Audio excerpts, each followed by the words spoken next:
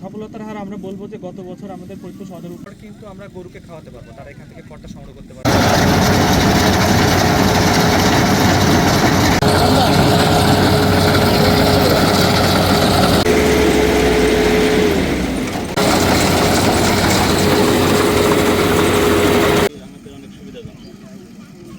আকাশ অবস্থা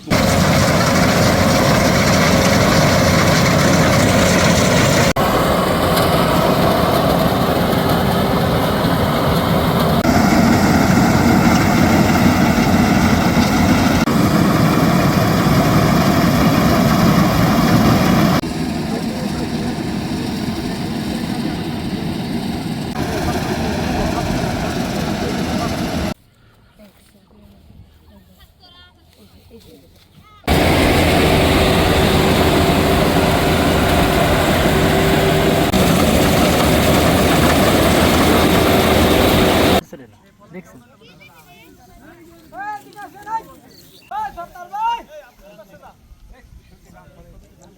আচ্ছা, আজকে আমরা এখানে এসেছি আমাদের এই যে বোরো ধানের যে কম্বাইন্ড হারভেস্টার দিয়ে কাটারের প্রোগ্রামটা উদ্বোধন করার জন্য।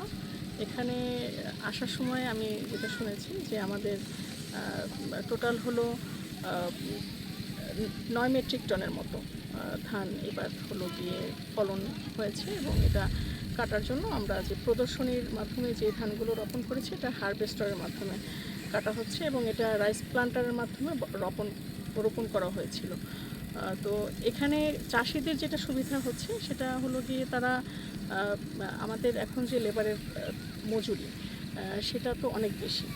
এই হারভেস্টার দিয়ে কাটার কারণে তাদের এই লেবারের মজুরিটা কমে যাচ্ছে, যে কারণে ধানের যে খরচটা রোপণের সময় এবং এই কাটার সময়, তারপরে এর বাইরে যে ধান মাড়াই করতে হয়, এই টোটাল খরচটা কমে গেছে।